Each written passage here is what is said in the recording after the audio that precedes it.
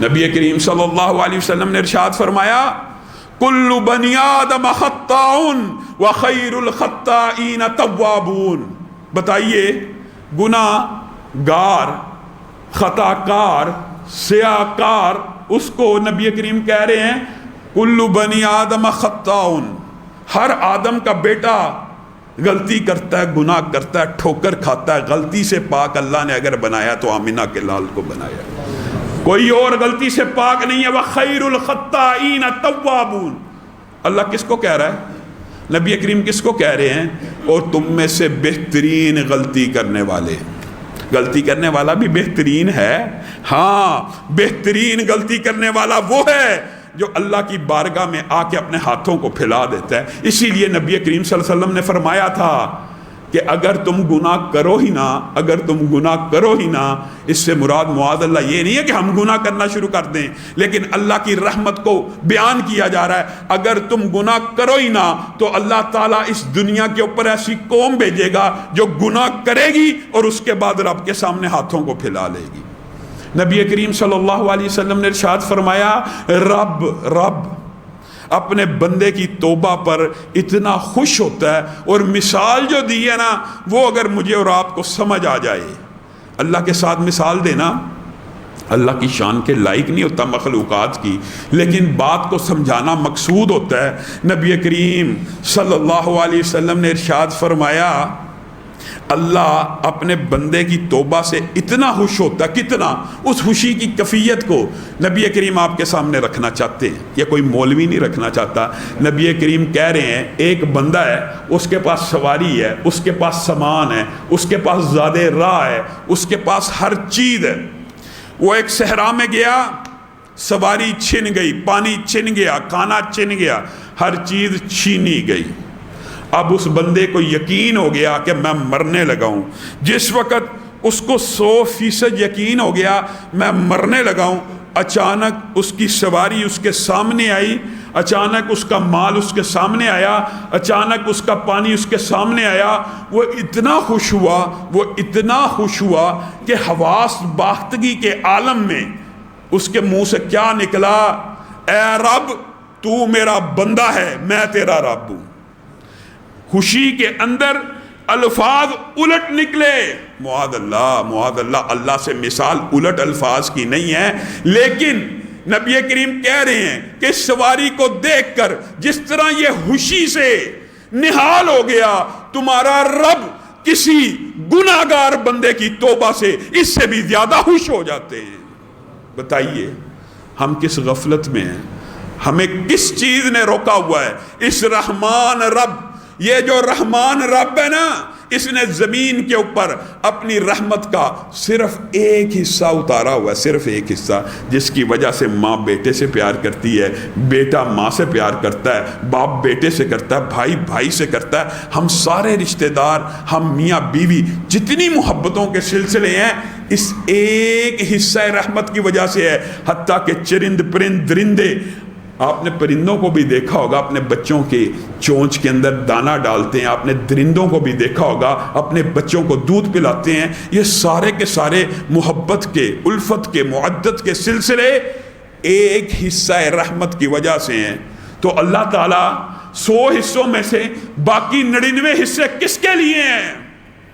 نبی کریم صلی اللہ علیہ وسلم نے فرمایا وہ تیرے اور میرے لیے، وہ تیرے اور میرے لیے ہیں. ان اللہ یبسط یدہ باللیل.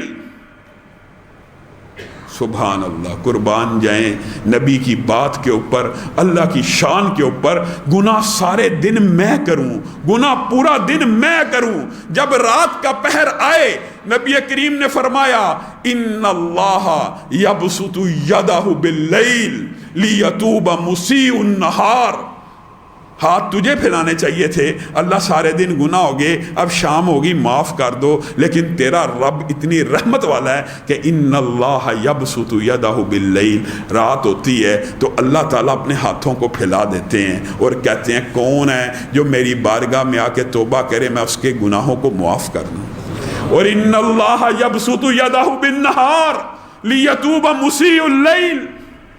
پھر ساری رات گزر جاتی ہے، ہاتھ تجھے پھیلانے چاہیے، برائی کے اندر تو گرا تھا، برائی کے اندر تو لتھڑا تھا، لیکن صبح ہوتی ہے اللہ تعالیٰ پھر اپنے ہاتھوں کو پھیلاتا ہے اور کہتا ہے کون ہے وہ گناہ گار جنہوں نے ساری رات اپنا منہ کالا کیا، میری بارگاہ میں آ کے معافی مانگے، میں رب معاف کر دوں۔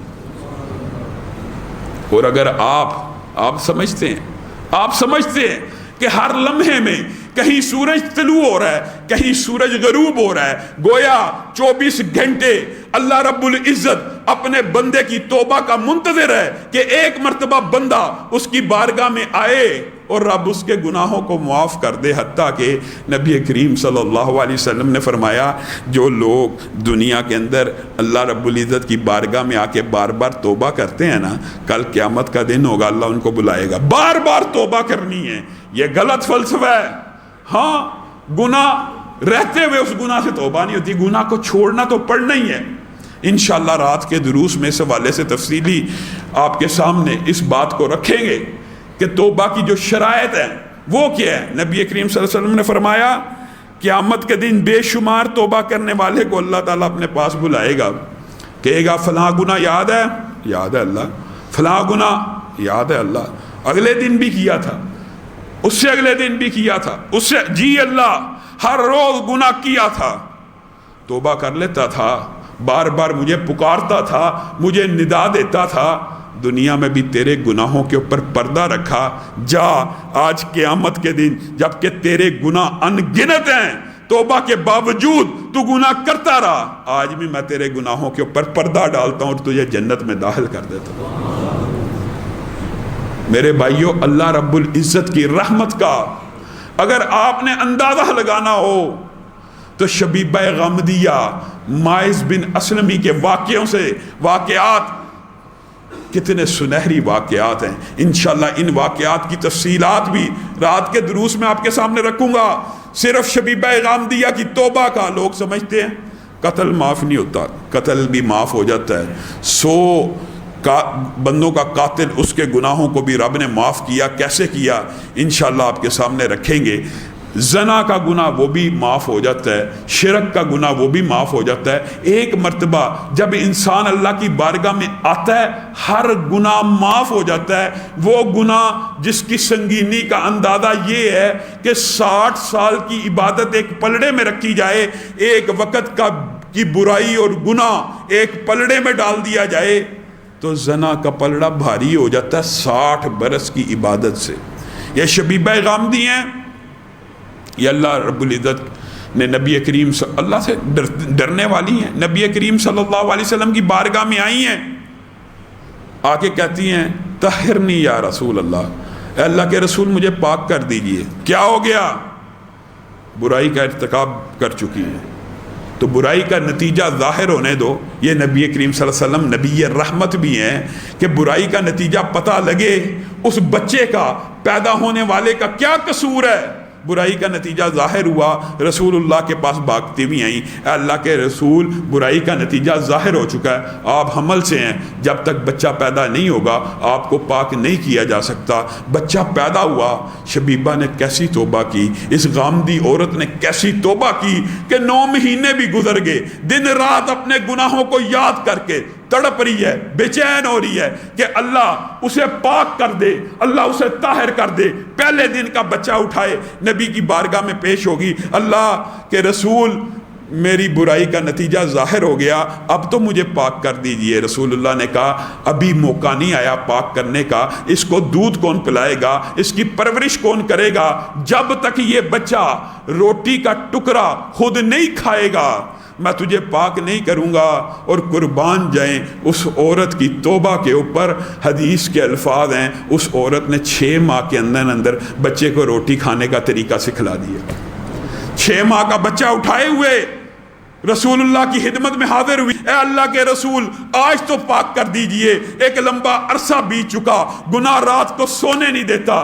رسول اللہ صلی اللہ علیہ وسلم نے حد رجم کو جاری کیا۔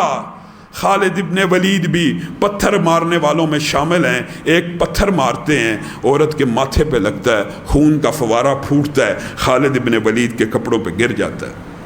خالد ابن ولید کہتے ہیں معاذ اللہ، ناپاک عورت جاتے جاتے میرے کپڑوں کو بھی ناپاک کر گئی، رسول اللہ صلی اللہ علیہ وسلم جو سارا منظر دیکھ رہے ہیں بے چین ہو کے اٹھے، حالت کے پاس آئے، کہا حالت تو نے بڑی کڑوی بات کی ہے، تو نے بڑی تلخ بات کی ہے، تجھے کیا پتا اس عورت نے کیسی توبہ کی ہے۔ اگر ٹیکس لینے والا ظالم فاسق فاجر حکمران جو ہزاروں لاکھوں لوگوں سے ٹیکس لے کے اپنے گناہوں کو بڑھا رہا ہوتا ہے، اگر وہ بھی ایسی توبہ کرے تو اللہ تعالیٰ اس کی توبہ کو بھی قبول کرے۔ اور اسی طرح ایک روایت کے الفاظ ہیں کہ اگر مدینہ کے 70 گناہگار بڑے بڑے گناہگار ایسی توبہ کریں تو اللہ تعالیٰ سب کے گناہوں کو معاف کر دے گا۔ معزز سامعین گرامی قدر، آپ کو کس چیز نے دھوکے میں ڈالا ہوا ہے؟ اور یہ جو فلسفہ ہے نا، اسلامی سزائیں، یہ قرون وسطیٰ کی سزائیں ہیں، یہ ظالمانہ اور وحشیانہ ہیں، ہرگز نہیں۔ یہ انسان کو پاک کرنے والی، صاف کرنے والی، معاشرے کی تطہیر کرنے والی، معاشرے میں اللہ رب العزت کے نظام کو نافذ کرنے والی ہیں۔ اللہ رب العزت جو کہا گیا، جو سنا گیا، اس میں اپنے نبی کے کوچے میں چلتا ہی گیا، چلتا ہی گیا۔